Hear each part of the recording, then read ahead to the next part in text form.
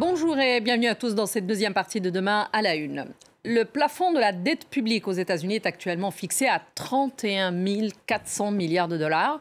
Sauf qu'il a été atteint à la mi-janvier de cette année et depuis, le pays paye ses factures uniquement grâce à des mesures extraordinaires. Mais si ce plafond n'est pas relevé, les États-Unis pourraient être en défaut de paiement dès le 1er juin prochain, même si le président Joe Biden assure cette semaine que le pays n'en arrivera pas là. Pour sortir de la crise, en tout cas, l'administration américaine a besoin d'un vote favorable du Congrès américain. Les négociations continue, mais un accord n'a toujours pas été trouvé. Merci d'être avec nous. J'ai donc le plaisir d'avoir avec moi pour cette deuxième partie. Tout d'abord ici dans les studios, Gérald Olivier, journaliste franco-américain, chercheur à l'Institut Prospective et Sécurité en Europe et auteur du livre Sur la route de la Maison-Blanche. Bonjour et merci d'être avec nous. Bonjour, merci à vous. Merci d'être avec nous. Et puis, depuis Washington, nous avons aussi avec nous notre correspondant Mathieu Mabin. Bonjour Mathieu et merci de vous joindre à nous. Je vais commencer tout d'abord avec vous, Gérald Olivier. Le plafond de la dette publique aux États-Unis, c'est une des spécificités. C'est la limite d'ailleurs du fonds de la dette publique. Le gouvernement fédéral, en gros, il a une limite à ne pas dépasser quand il emprunte. Ça vient d'où ce plafond? C'est historiquement, qu'est-ce que c'est? Alors historiquement, il faut remonter à peu près au début de la Première Guerre mondiale, parce que c'est un basculement. Dans la règle, en fait, c'est le Congrès qui détient ce qu'on appelle les cordons de la bourse. Oui. C'est-à-dire, c'est le Congrès qui autorise les dépenses dont le gouvernement a besoin. Habituellement, le gouvernement a besoin d'argent, le Congrès lui fournit cet argent et ça pose aucun problème. Lors de la Première Guerre mondiale, il a fallu se débloquer des fonds qui étaient d'une nature un petit peu plus importante que ce qu'on débloquait d'habitude. Et donc, le Congrès a pris cette occasion pour mettre en avant un certain nombre de règles quant à la façon dont cet argent peut être alloué.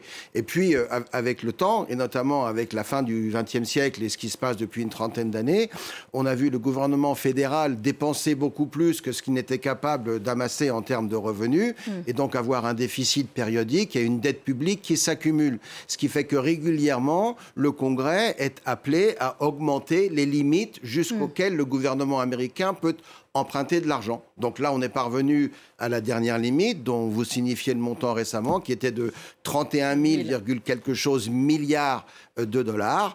Et donc, pour que le gouvernement puisse continuer de fonctionner, que le gouvernement américain continue de payer ses dettes, eh bien, le président en appelle au Congrès pour relever le plafond de cette dette. Et bien évidemment, à cette occasion, les élus du Congrès font valoir leur pouvoir, à savoir qu'ils sont prêts à relever ce plafond, à condition qu'en retour, le gouvernement soit en mesure ou disposé à faire un certain nombre de coupes pour que l'on parvienne à résoudre ce problème, parce que le problème, ce n'est pas le plafond de la dette, c'est l'endettement du gouvernement d'année après année. Bien sûr. Alors, Mathieu, justement, aujourd'hui, le Trésor public, comme je le disais tout à l'heure, pour pouvoir continuer à payer ses factures, il a besoin de ce vote du Congrès américain. Or, les Républicains ne sont pas prêts de toutes les manières à faciliter la tâche, d'autant plus que je rappelle qu'il y a une présidentielle l'année prochaine. Mais où en sont ces négociations qui avancent quand même, mais sans arriver, pour le moment, en tout cas, au moment où on enregistre, sans arriver à un accord? Où en sont ces négociations aujourd'hui?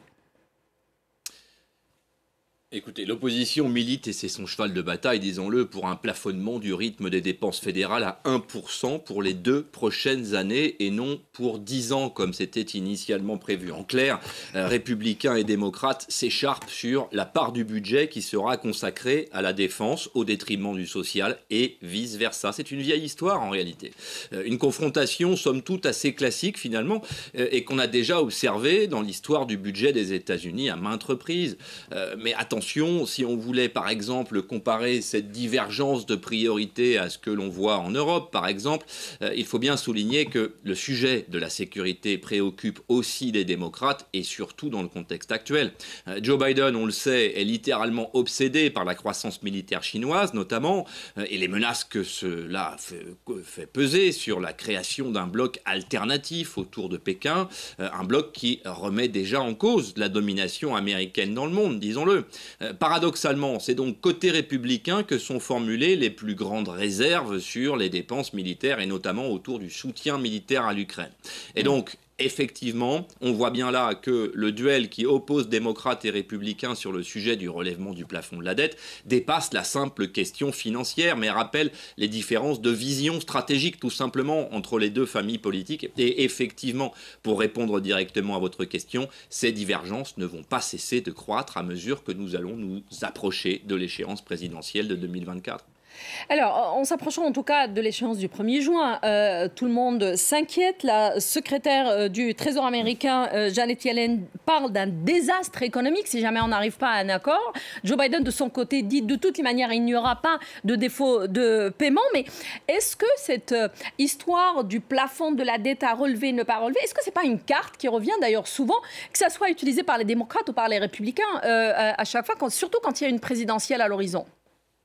Oui, effectivement, et on a commencé à répondre à cette question, et vous avez raison de souligner que Janet Yellen joue la carte de la peur auprès de l'électorat américain, et c'est vrai que le taux d'endettement américain est préoccupant. Mais je dirais que ce n'est pas nouveau, et parmi les facteurs qui renforcent cette inquiétude, il y a le fait que, d'une part, une part significative de cette dette est justement détenue par la Chine. C'est donc un cercle vicieux qui s'installe depuis presque 2 décennies maintenant autour de l'économie américaine. Emprunter plus pour résister à la pression économique chinoise, mais emprunté à Pékin, en tout cas en partie.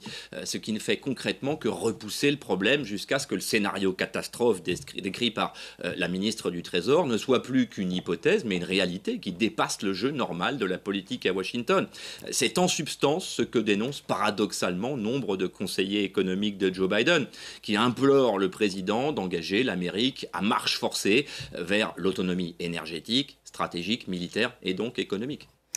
Gérald Olivier, justement, alors aujourd'hui on voit l'impact un petit peu aux États-Unis, mais on a l'impression que les observateurs regardent de l'extérieur des États-Unis ce qui se passe sans être encore trop inquiétés, puisqu'on parle aujourd'hui des économistes qui disent qu'il serait inconcevable qu'on n'arrive pas à une solution. Est-ce que ce qui est en train de se passer, est-ce que le temps que prennent les négociations pourrait aussi impacter l'économie mondiale? Alors, Janet Yellen a donné la date du 1er juin. Oui. Tout le monde n'est pas totalement d'accord sur cette date, mais manifestement, c'est un deadline, comme on dit en anglais. Donc, il est évident que si mercredi 1er juin, il n'y a pas de solution qui a été trouvée, les marchés vont réagir instantanément. Maintenant, ce que vous évoquez, c'est une double situation. Ce n'est pas la première fois qu'on renégocie le plafond de la dette. Bien sûr. Je lisais quelque part que depuis 1960, on l'a fait à 70 reprises ou 79 reprises. Donc, ce n'est pas nouveau. Et ça se produit, c'est vrai, lorsqu'il y a des années présidentielles, mais ça se produit aussi lorsqu'on a un président qui est du parti opposé de celui qui contrôle le Congrès. Ce qui est souvent d'ailleurs le cas après les midterms. C'est le cas aujourd'hui. Oui, bien sûr. Parce que la dernière fois que le plafond de la dette a été relevé, c'était en décembre 2021. Donc il y a 18 mois, les démocrates contrôlaient le Congrès, le président était démocrate, ils se sont entendus, personne n'en a entendu parler.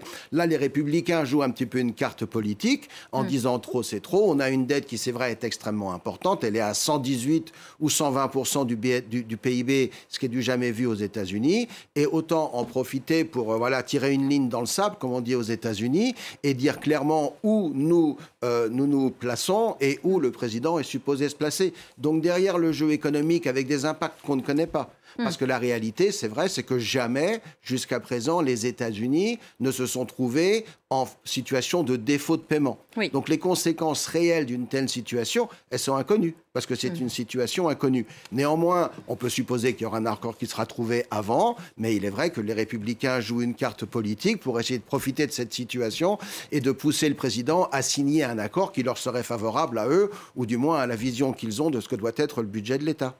Alors, Mathieu, même si j'entends bien que, en gros, on estime tous qu'on risque de trouver un accord, mais toutefois, si on n'y arrive pas, si les Républicains et les démocrates ne se mettent pas d'accord sur une solution, quel est le plan B pour le gouvernement américain ? Eh bien, tout simplement, il n'y en a pas. L'alternative à l'accord, si l'on en croit Elizabeth Yellen et Joe Biden, c'est un effondrement pur et simple de l'économie américaine, même s'il y a très probablement des scénarios alternatifs, mais qu'on ne connaît pas, puisqu'on se retrouverait dans une forme d'inconnu économique, un espace jamais observé dans l'histoire des États-Unis. Ce que personne de sensé ne peut souhaiter, même en dehors des États-Unis, puisque l'impact sur l'économie mondiale serait cataclysmique, probablement. Il n'y a pas de plan B, puisque la seule alternative à un accord entre démocrates et républicains, c'est le désastre, en clair. Donc, même si les délais sont désormais extrêmement courts avant la date fatidique prétendument fatidique du 1er juin, il n'y a guère que quelques partisans du chaos côté républicain qui feront barrage à un accord. Mais ils ne sont pas assez nombreux pour inquiéter l'avenir de l'Amérique, clairement. Même si, encore une fois, les économistes considèrent que la dépense publique américaine n'est plus en phase avec ce qu'elle produit, tout simplement, et que le principe de la course à l'endettement permanent a vécu.